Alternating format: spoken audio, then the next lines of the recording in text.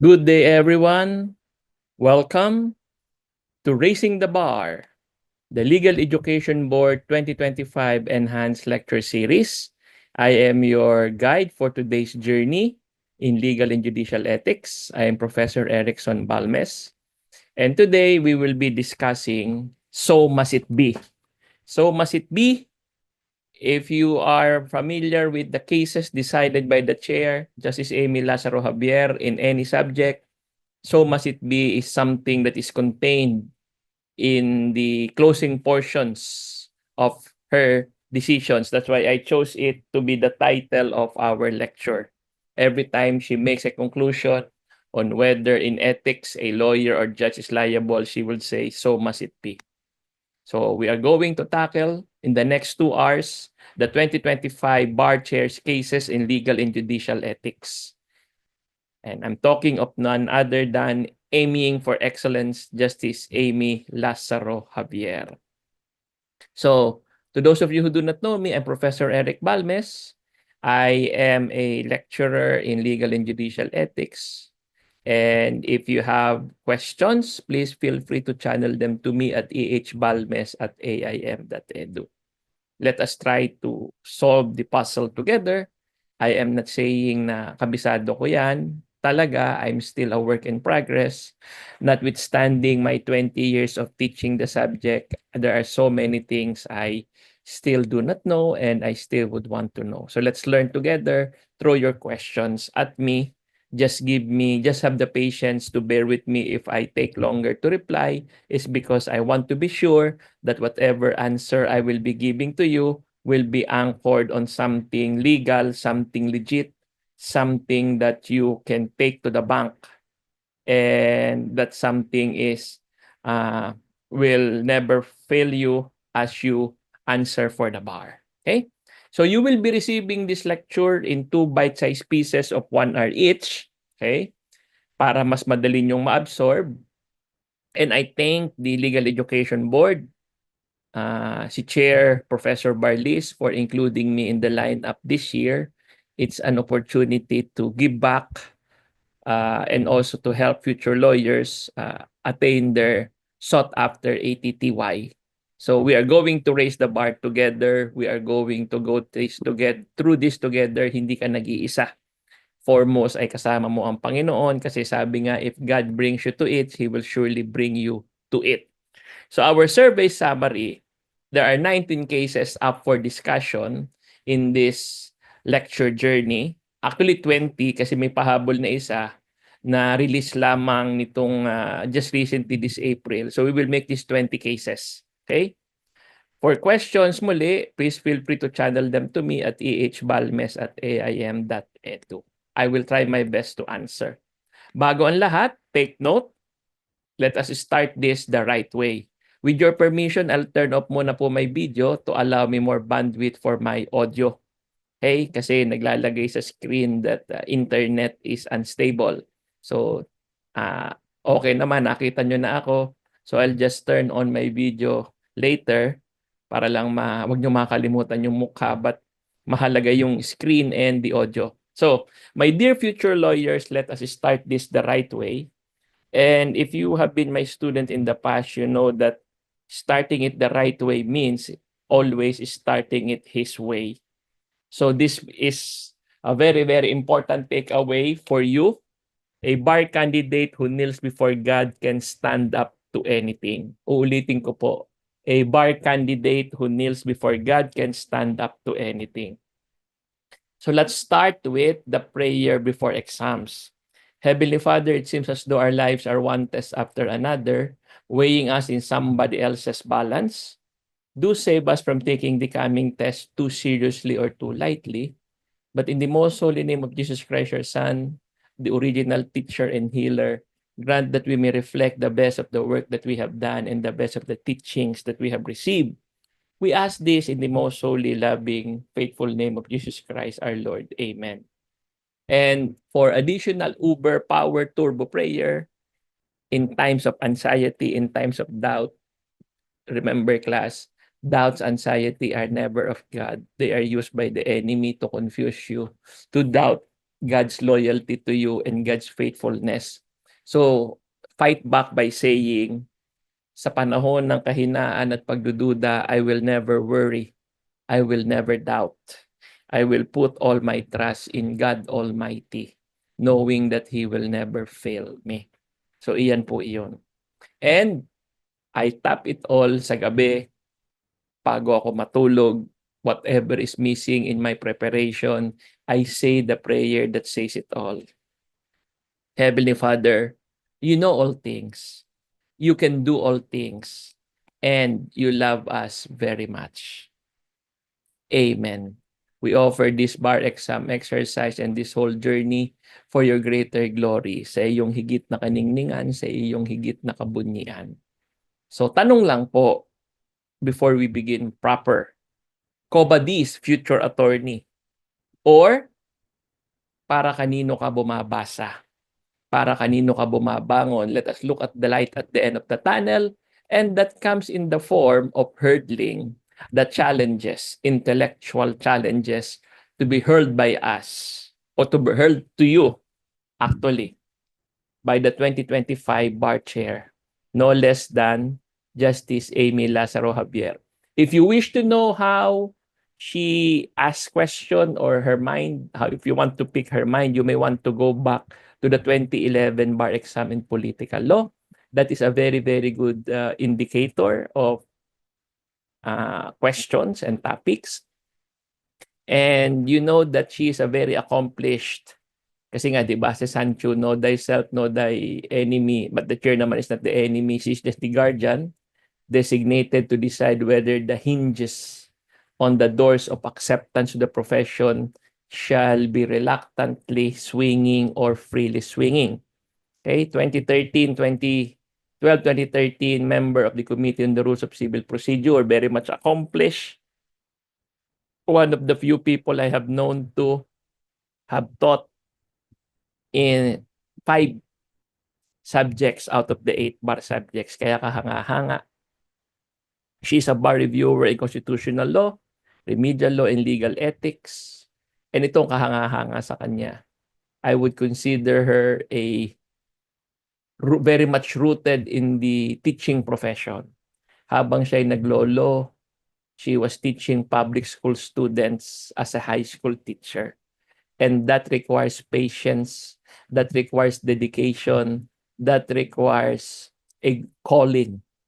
At alam ninyo ng ating chair, knowing all of that is somebody dedicated, somebody who will make it very, very challenging for you. And for that, you should be thankful and you should live up to the challenge. Okay? She graduated class valedictorian.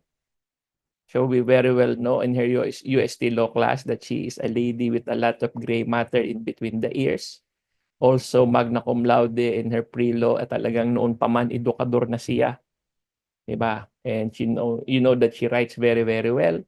So I would suggest you brush up on your grammar and everything that makes your expression of answer very, very acceptable. But more importantly to our journey today on legal and judicial ethics, the chairperson of the 2025 bar examinations is likewise the chairperson of the Supreme Court Subcommittee for the Revision of the Code of Professional Responsibility. So siya po ang boss ng SIPRA. Siya po ang the one who molded all the forces, all the experts in writing the SIPRA into a very, very cohesive unit. And for that, you have to be prepared. This is going to be a very challenging year for legal and judicial ethics. Bihira mangyari mag-align na ang chairman ng bar ay siya ring chairman ng isa sa mga core topics sa isang bar subjects. So I would recommend, and if you look at the coverage for the bar, it is one of the most extensive bar exam coverages I have seen in my almost 22 years of teaching and lecturing. Kaya maghanda kayo. Do not take this lightly. So from the chair, ang sabi niya, and this is the shape of things to come, there will be a total of 20 essay questions per exam with only a single question per number. Answers will be graded with a total of 0 to 100% or 5% per question. Sabi yan ng ating Madam Chair. Okay? So the chairperson's constant, sabi ko nga sa inyo, so must it be. That's why that is also the title of our discussion. And on that note, my dear future lawyers, we begin our discussion with this case. Okay? Decided sometime in 2024. Ito yung how do you judge a judge? Kaya nga ang aking opening line dyan ay do not judge me for I am a judge. It's a case filed by a judge against a fellow judge. So can a member of the judiciary engage in the insurance business while still a judge? That is always, or that this question has always been part of my last minute taon-taon because of a very, I would say, old but still very much in effect in Supreme Court circular. The answer is a resounding no. Admin Circular number 5 enjoins of 1988 enjoins employees of the judiciary from being commissioned as insurance agents or engaging in related activities. Even if, though Executive Judge Ferrer was not shown to have solicited business or transacted with clients, he was still liable for directly engaging in a private business of insurance, as the prohibition against conducting an insurance business is absolute. I highlighted it for emphasis. Do remember, the prohibition against conducting an insurance business is absolute. The fact that the business was actually managed by Aguilar is inconsequential, as his mere ownership thereof warranted administrative sanction. So mere ownership. What could have been done? Ano kaya ang, kung may follow-up question, in order for the judge here involved to have avoided liability, what could have been done? He should have divested himself pertaining to the respondent judge of his financial interest in the business to avoid speculation that he benefited from his position as both presiding judge and executive judge. What is the wisdom behind the prohibition? Because judges are required to always manifest the highest level of impartiality. Judges, they must show the cold neutrality of an impartial judge in actions, in deeds, and in words. Also, another issue here is that charges against judges cannot be anchored on hearsay. I repeat, charges against judges cannot be anchored on hearsay.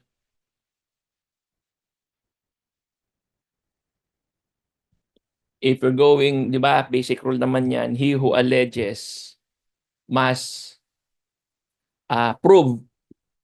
He who accuses must support the accusation with accurate, truthful evidence, complying with the level or yardstick of evidence needed, be it substantial evidence, proof beyond reasonable doubt, among others.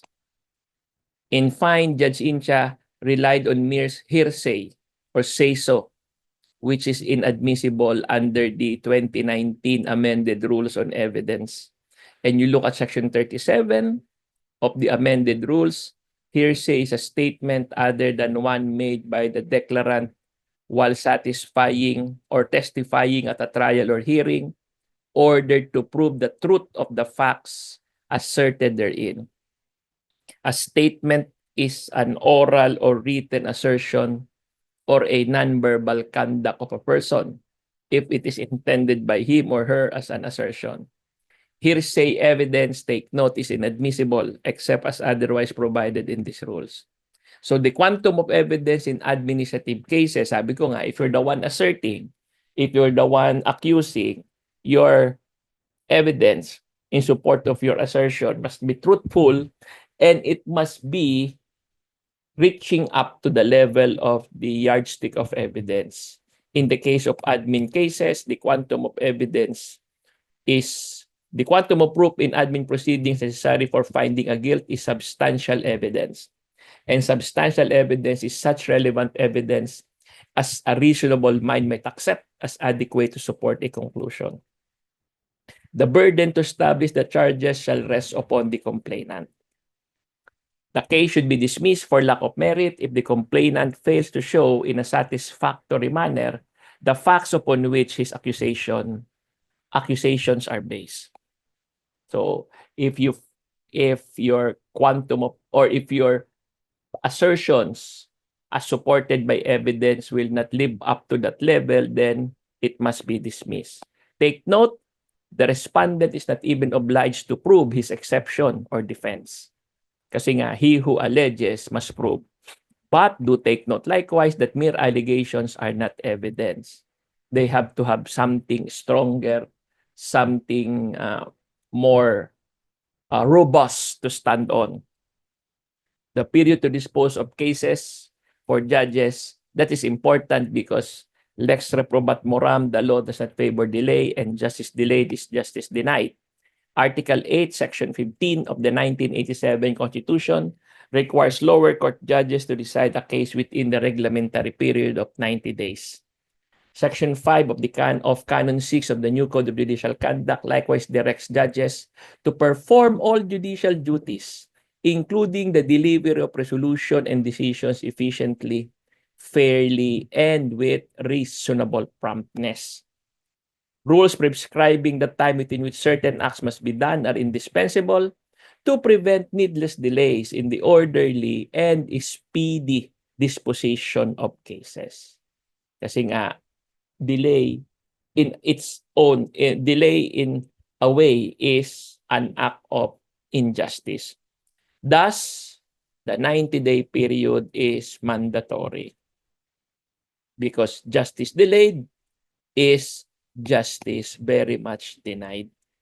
The speedy disposition of cases in our courts is a primary aim of the judiciary, so that the ends of justice may not be compromised and the judiciary will be true to its commitment to provide litigants their constitutional right to speedy trial and speedy disposition of their cases. Now, there are two functions of a judge. Number one function is judicial, and that is decision-making. The number two function pertains to the administrative functions of a judge. And the administrative functions of a judge carry with them the attendance of the personnel, the custody of the records, the integrity of the pieces of evidence stored with the court. A judge should diligently discharge administrative responsibilities. Uulitin ko, a judge should diligently discharge administrative responsibilities. Likewise, they must maintain professional competence in court management, and they must facilitate the performance of the administrative functions of other judges and of court personnel. So, iyan po iyon. So, the two functions of a judge, muli, are judicial and administrative. Between the two, which is the more important function? If you ask me, the more important function is judicial, decision-making. Okay? And dapat yan ay merong hallmarks of a good decision. Did it dispose of the issues? Was it based on the records? Is it supported by relevant law, jurisprudence, or issuances? Okay? Therefore, when a judge fails to decide a case within the prescribed period, administrative liability attaches. However, merely indicating that a certain case has been pending for so many years does not automatically amount to undue delay. It does not. The chair's note on the imposition of fines, mahalaga ito kasi 2 o 3 beses niya itong minention sa kanyang decisions. The case is Interino. Flores versus Interino. The court imposed a fine on respondent because he could no longer serve the penalty of suspension previously meted on him. The court ordered the amount of the fine, prevailing rate on her last day of work, to be deducted from her accrued leave credits, if any, or paid directly to the court if she does not have sufficient leave credits to cover the amount of the fine. To avoid confusion with the subsisting prohibition of forfeiting accrued leave credits, the provision also makes clear that the deduction of unpaid fines from accrued leave credits is considered a form of compensation. So let us make that very, very clear, which is not tantamount to the imposition of the accessory penalty of forfeiture covered under the provisions of the rule. As worded, Section 22 now allows the deduction of fines from the respondent's salary and benefits, including accrued leave credits. So that includes accrued leave credits. If the fine is not paid within the prescribed 3-month period from promulgation of the decision or resolution. To clarify, such deduction does not amount to forfeiture of accrued leave credits because the forfeiture of accrued leave credits is prohibited. The rule remains that despite their dismissal from service, government employees are entitled to the leave credits that they have earned during the period of their employment and may not be deprived of such remuneration which they have already earned prior to their dismissal. So take note of that. Okay? Para to avoid confusion, the chair will again reiterate this down the line and in the cases that she decided. Next, in this case naman, okay, when a judge calls a pre-execution conference, is that something that should be used to punish him, or is it something that should be used to reward him, or to the proper term is to use it as a basis to clap on his back and say, job well done? Yun ba ay to his detriment, or yan ba ay to his, does he deserve congratulation when he calls a pre-execution conference? His initiative in doing so deserves commendation rather than condemnation. Thinking of ways to help the litigants settle the execution stage, this pre-execution conference is a big help in settling cases. There is nothing illegal in looking for ways to settle the remaining issues through the use of a pre-execution conference. In fine, the charges against Judge C for gross ignorance of the law, gross incompetence, and grave misconduct should be dismissed for utter lack of merit. Okay? Now, if you are going to file disciplinary cases and criminal cases against judges, it is important that you are conversant with this doctrine. Disciplinary proceedings and criminal actions against judges are not complementary or suppletory to, nor a substitute for judicial remedies, whether ordinary or extraordinary.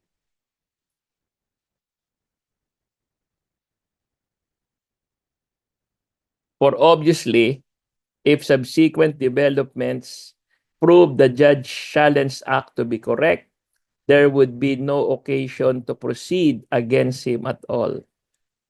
Kasi nga, you have to choose alin sa dalawa. Okay? Besides, to hold a judge administratively accountable for every erroneous ruling or decision he renders, assuming he has erred, would be nothing short of harassment and would make his position doubly unbearable. To hold otherwise would be to render judicial office untenable, for no one called upon to try the facts or interpret the law in the process of administering justice can be infallible in his judgment. Moreover, it is only where the error is tainted with bad faith, with fraud, with malice, or dishonesty that admin sanctions may be imposed against the erring judge.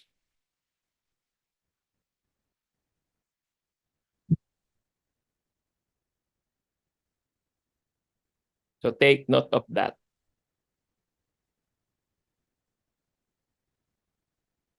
Now, sinama na rin dito ang sheriffs kasi yung execution stage, integral I would say, integral spoke in the turning of the wheels of justice ang presence ng sheriff.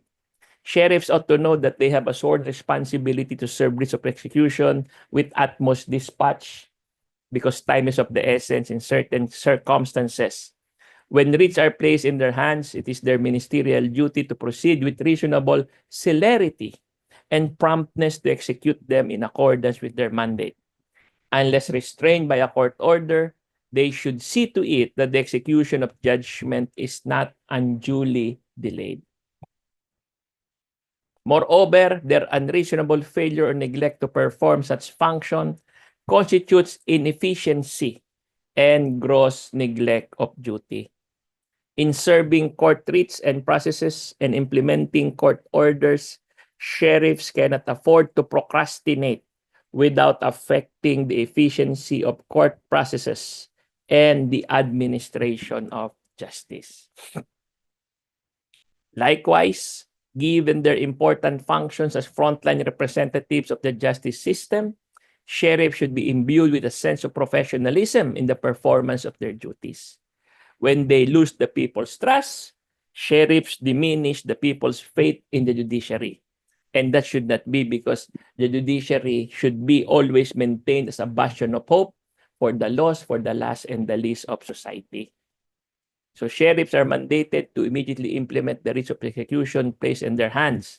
In the present case, the sheriff here never implemented the writ of execution. Had Judge C not scheduled the pre-execution conference, the judgment in favor of the winning party would have never been satisfied, and Karingal would have been left waiting in vain for the satisfaction of his claims. Okay?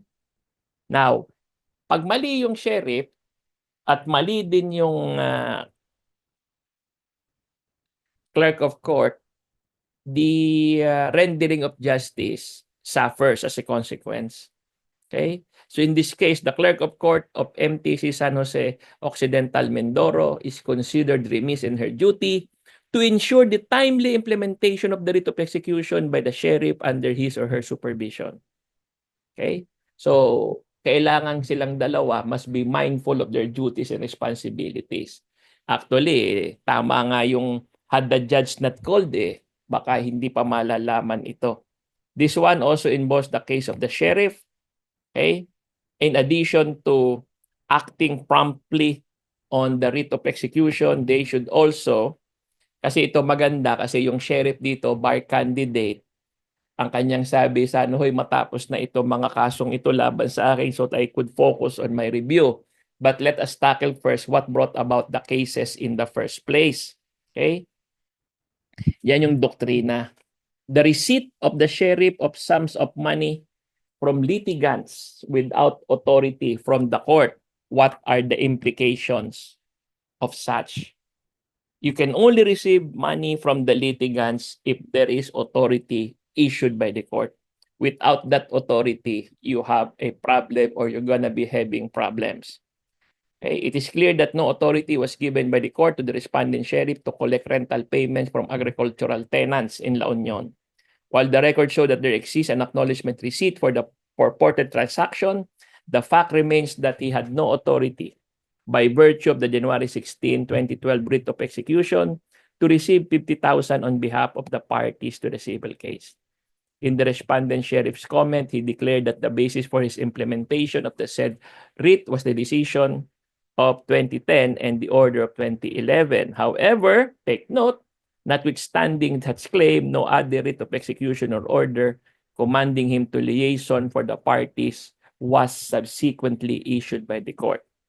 And the absence of such order and his receipt of the money without the order authorizing him makes him remiss in his duties.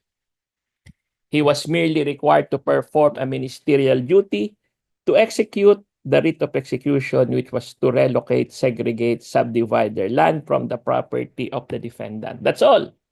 As provided for the Code of Conduct for Court Personnel, a court personnel shall not be required to perform any other work or duty outside the scope of their assigned job description. Kaya pagka ganyan, mas mapapasama ka kung masyado kang bibo o sinobrahan mo o ginalingan mo. Thus, his sole act of receiving money from litigants, even for safekeeping purposes without authority from the court, constitutes simple misconduct, constituting violation of the Code of Conduct for court personnel and for which he is liable. Now, if the sheriff received money that is bad in itself kasi walang basis, and the money he received was appropriated by him for personal gain, ano ang repercussions nito? Mas mahirap.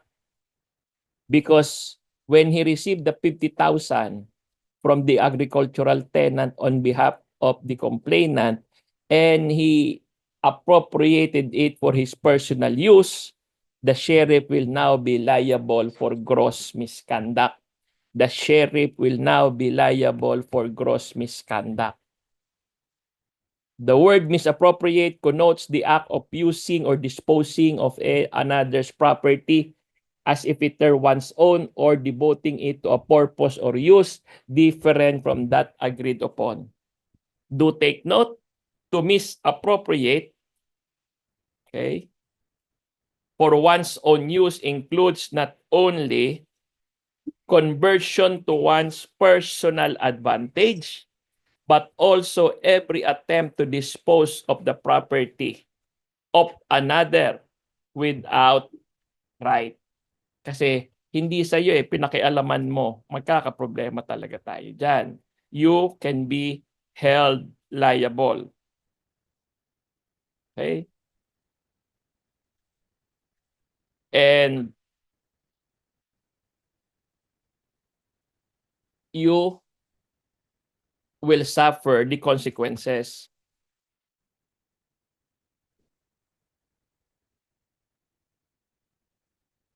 Sir, what if nagsoli ng partial si sheriff? Ibig sabihin, can that be used as a valid defense? Actually, yung nagsoli ka, that really implicates you even deeper. Kasi inamin mo, kaya ka nagsoli kasi may pinakialaman ka.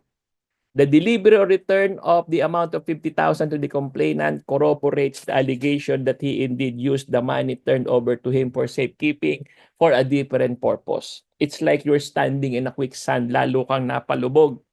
Corollary, the fact that the respondent sheriff asked for forgiveness when he returned the amount of 50,000 to the complainant and that his act did not cause damage or prejudice to the government do not absolve him of any liability. These instances, coupled with a series of screenshots of alleged text messages exchanges between the parties where the respondent sheriff himself admitted that he used the money during the quarantine period, already constitute substantial evidence that warrants the imposition of a disciplinary action against him. These acts of the respondent sheriff prove the presence of the elements of corruption, clear intent to violate the law, or flagrant disregard of established rules that constitutes gross misconduct.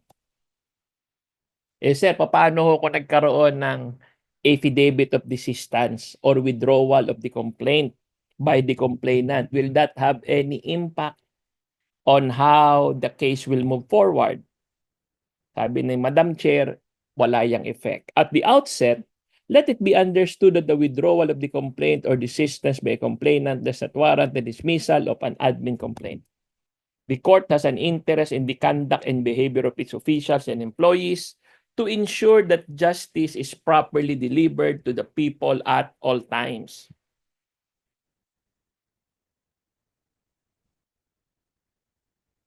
An affidavit of desistance will not divest the court of its jurisdiction under Article 8, Section 6 of the Constitution to investigate and resolve complaints against erring officials and employees of the judiciary. Okay, so take note of that. Wala yang effect whether or not the case will continue, it will continue. Kasi in some cases nga, if at all, kung may effect man yan, is It is only a mitigating circumstance, if at all. Okay? Yun lang po.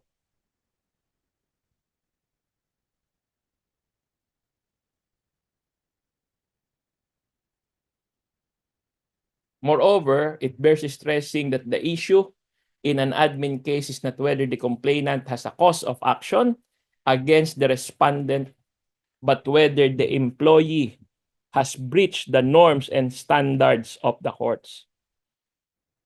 So, iyan yon.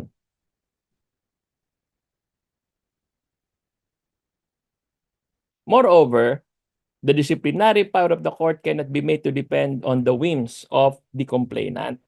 Walang ganon.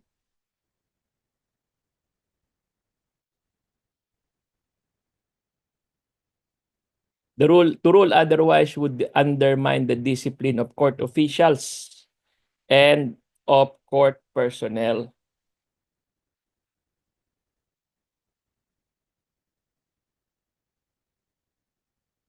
The people's faith and confidence in their government and its instrumentalities must be maintained. Hence, the outcome of an admin complaint should not be subject to the whims and caprices of complainants, because in the galaxy or in the order of the universe in admin cases, the complainants are in the real sense only witnesses. Indeed, admin actions are not made to depend on the will of every complainant, who may, for one reason or the other, condone a detestable act.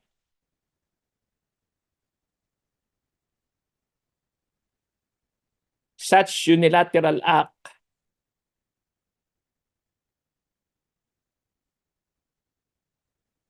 does not bind the court on a matter relating to its disciplinary power. So take note of that. Do take note of that. So, where do we demarcate the separation of simple and grave misconduct? Where do we demarcate? Where do we draw the line?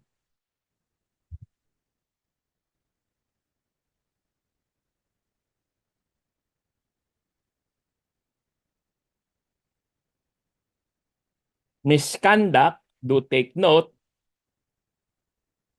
is a transgression of some established and definite rule of action, particularly as a result of public officers' unlawful behavior, recklessness, or gross negligence. Kaya pag pinadefine kayo, ano ang ibig sabihin ng misconduct, iyan yon.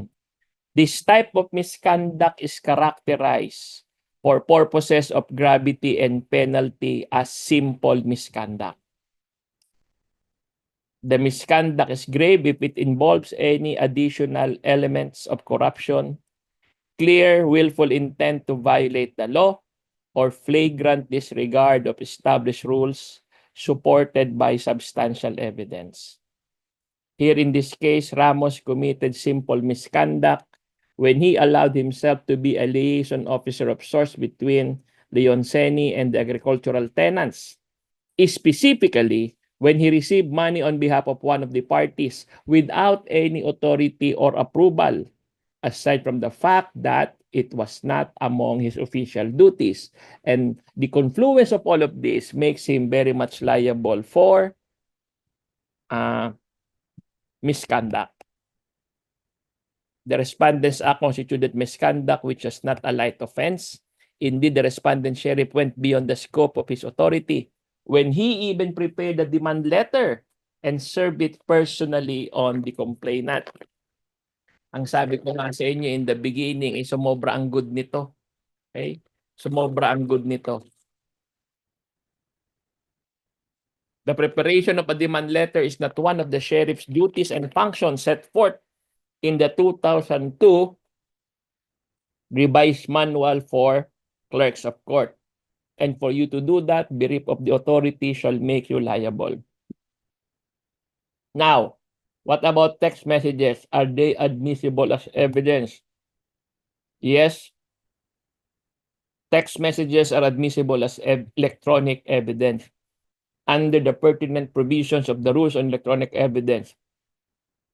Take note, ephemeral electronic communication refers to telephone conversations, text messages, chat room sessions, streaming audio, streaming video, and other electronic forms of communication, the evidence of which is not recorded or retained.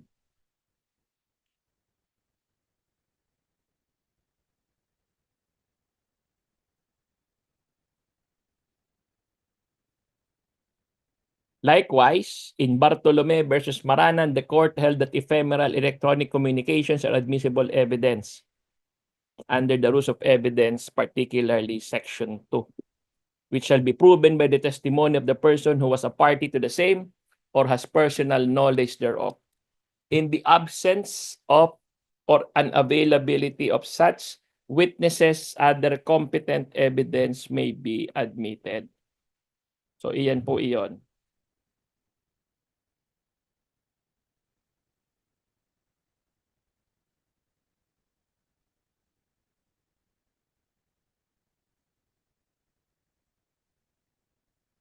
Here, the complainant's testimony as a party. Kasi siya yung ka-text ng sheriff eh. At kung yan ay hindi sheriff, yan ay branch clerk, yan ay judge, ganun pa din yan, admissible pa rin. Halimbawa, yung judge nang hihingi ng pera, yung sheriff nang hihingi ng pera, admissible pa rin yan. The complainant's testimony as a party to the exchange of text messages is sufficient to prove the contents thereof. Paano sir kung nag-resign, inunahan na? Will that have any effect on the case? Take note, ang sabi ni Madam Chair, despite his voluntary resignation, the sheriff in this case may still be fined and or meted accessory penalties.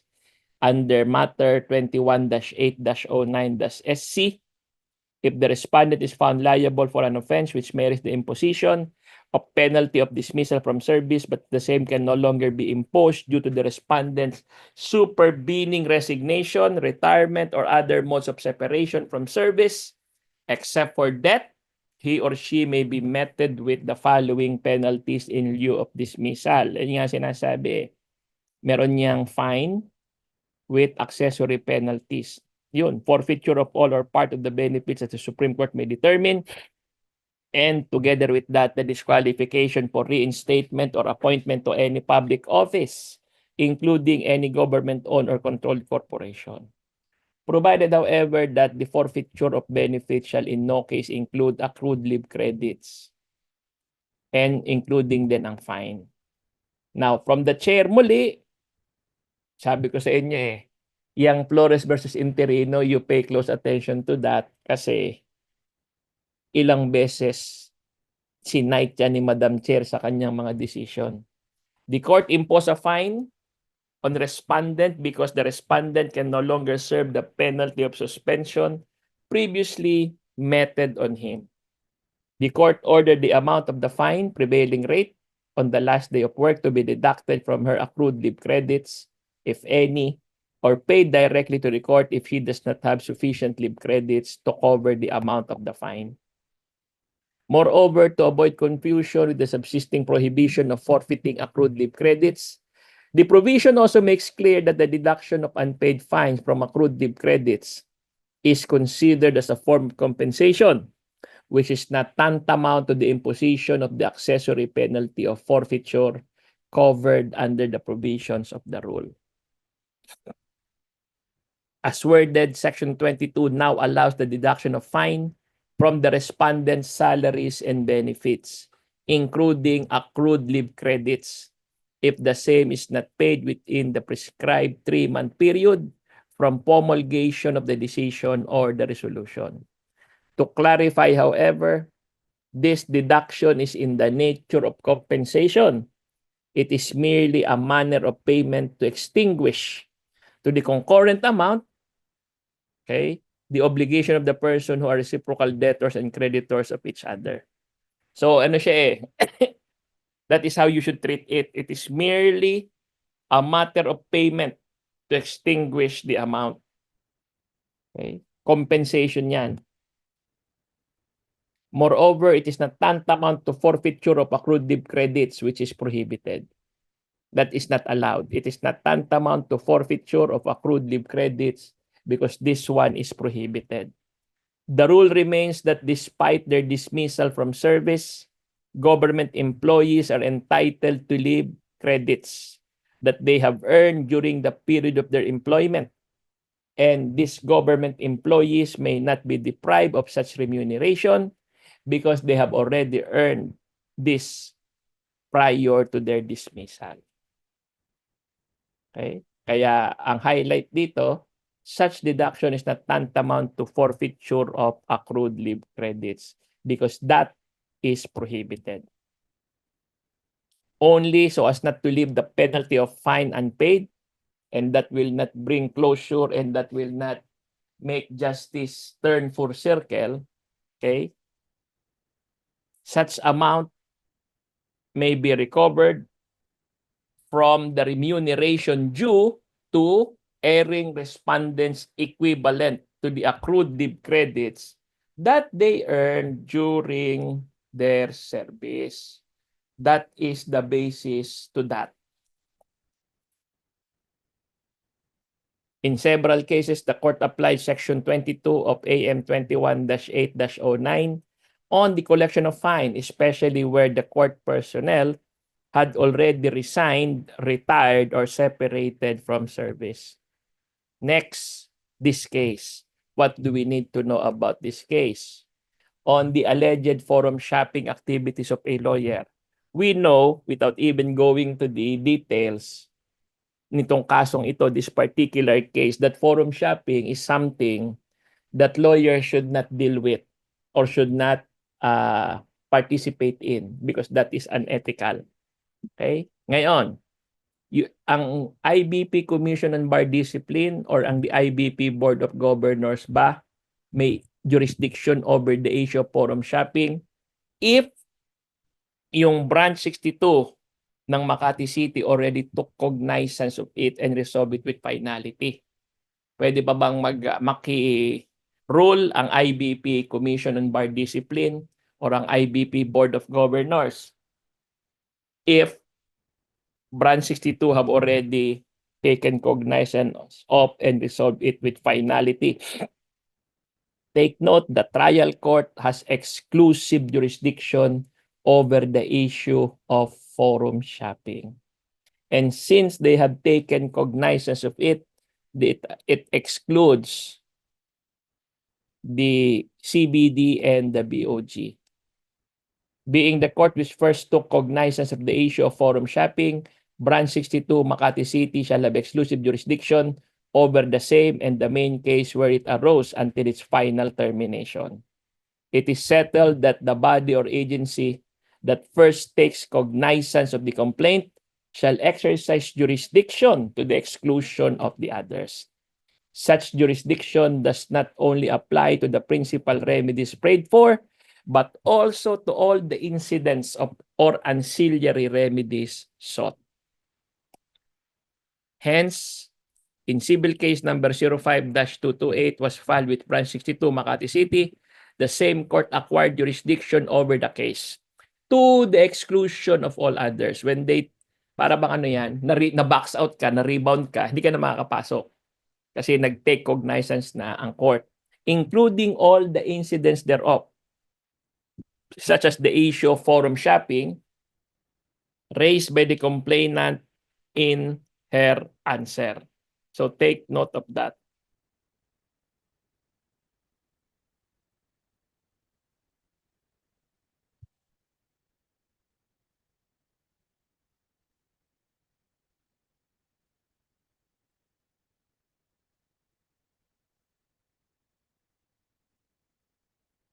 Moreover, when the IBP later on took cognizance and resolved the same issue against respondents, it did so without jurisdiction and with grave abuse of discretion. Hindi na sila kasi pwede.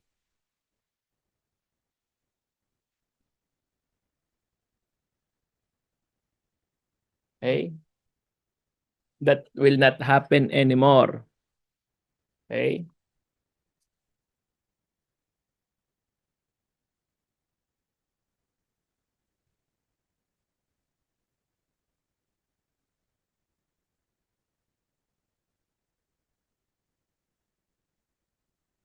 Neither the CBD nor the BOG of the IBP has jurisdiction to preempt the aforesaid disposition of the trial court, much less reverse the same.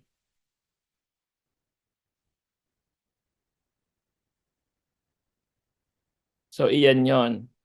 Kasi, nag-take cognizance na ang court eh.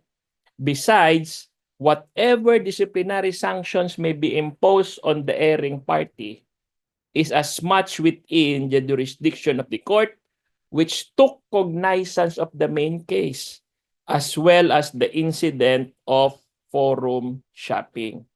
So, kasama yan.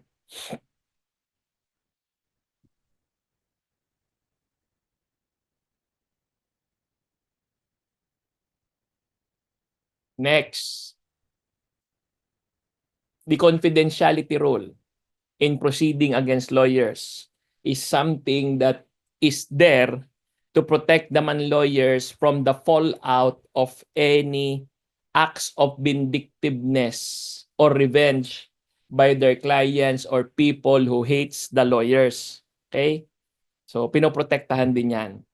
It must also be pointed out that the confidentiality in disciplinary actions for lawyers is not absolute, but it is there. It is not applied under any circumstances to all disclosures of any nature.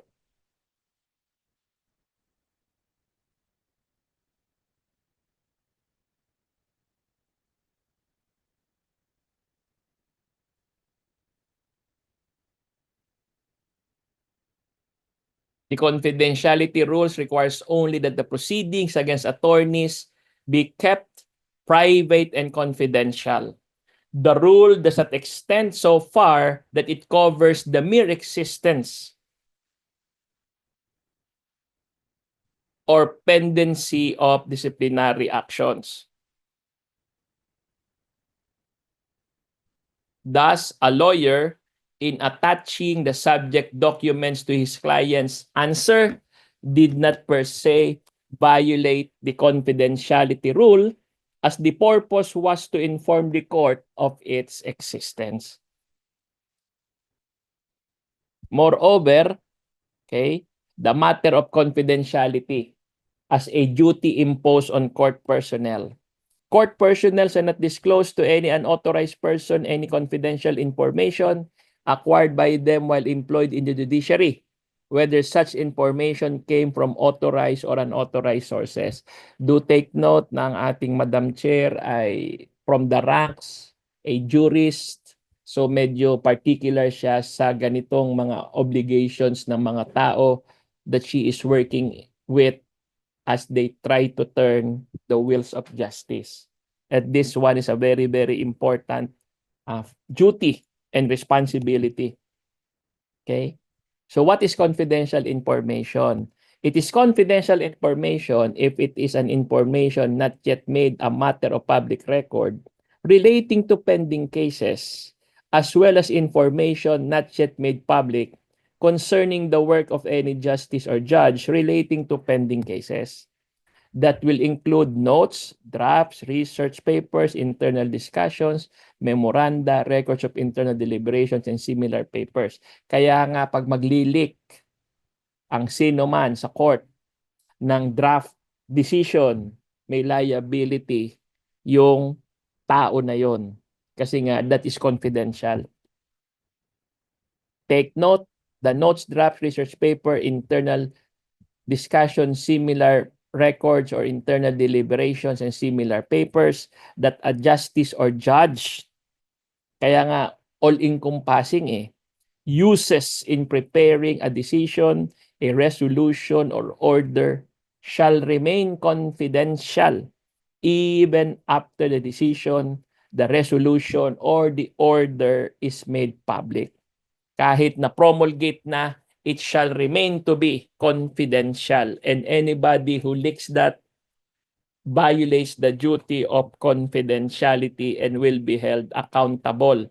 In this case, the complainant who furnished the office of the city prosecutor and RTC Branch 44, both of Dumaguete City, with the IBP report and recommendation for respondent suspension from the practice of law cannot be said to have violated the rule of confidentiality of admin case against respondent. This slide shows that while there is that rule, there is an exception to the rule on confidentiality.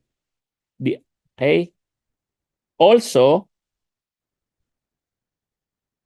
meron pang doktrina, and that is staring us in the eyes. The admin complaint cannot substitute for a civil action for annulment of the declaration of heirship anti-partition.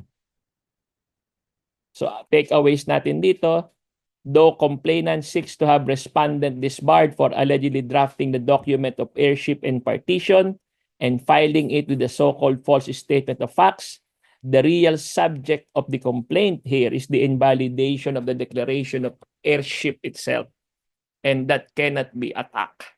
By directly challenging the respondent's credibility and fitness to be a member of the bar, complainant seeks to indirectly have the document prepared by this member of the bar declared as void, and that is not how you do it.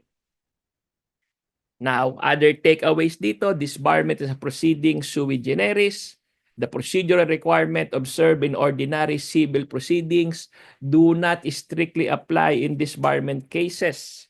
Disciplinary proceedings are matters of public interest, and the only basis for judgment is the proof or failure of the proof of the charges. Other takeaways, further, a disbarment case is not instituted for the restitution of the complainant.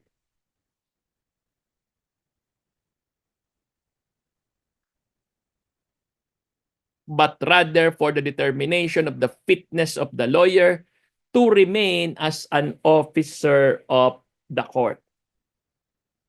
Yun ang talagang objective ng disbarment complaint. Okay? Kasi nga, a disbarment complaint is not a collection case. You cannot use it to collect also.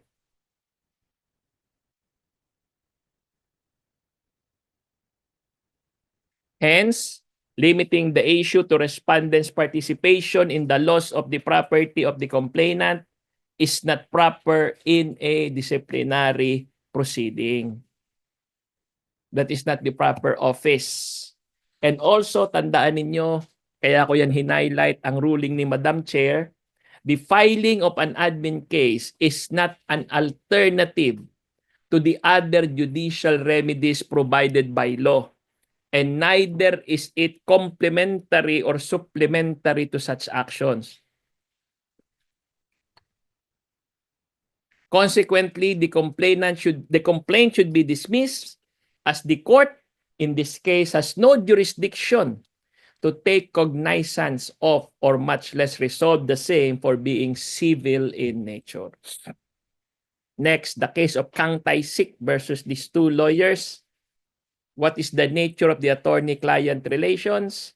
The relationship between a lawyer and a client is strictly personal and highly confidential in fiduciary. Do take note that in engaging the services of an attorney, the client reposes upon him or her special powers of trust and confidence. The relation is of such delicate, exacting, and confidential nature that it is required by necessity and public interest. Only then can the public be encouraged to entrust their confidence in lawyers. Thus, the duty of a lawyer to preserve his or her client's secrets and confidences outlast the termination of an attorney-client relationship.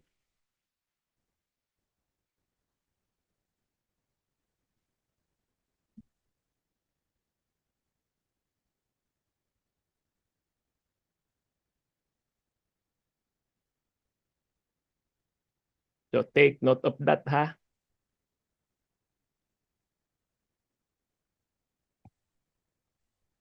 Now, on conflict of interest, there is a conflict of interest when a lawyer represents inconsistent interests of two or more opposing parties. Do read the sections of the CIPRA on conflict of interest. Mahaba iyon, maraming mga issues, kinover lahat ng CIPRA.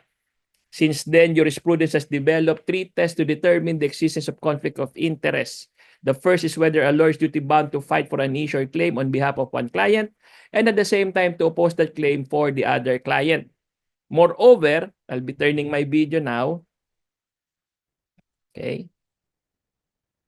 Second, whether acceptance of a new relation would prevent the discharge of the lawyer's duty of undivided fidelity and loyalty to the client or invite suspicion of unfaithfulness or double dealing in the performance of that duty.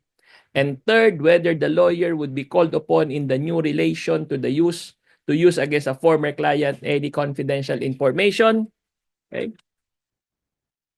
acquired through their connection or previous employment.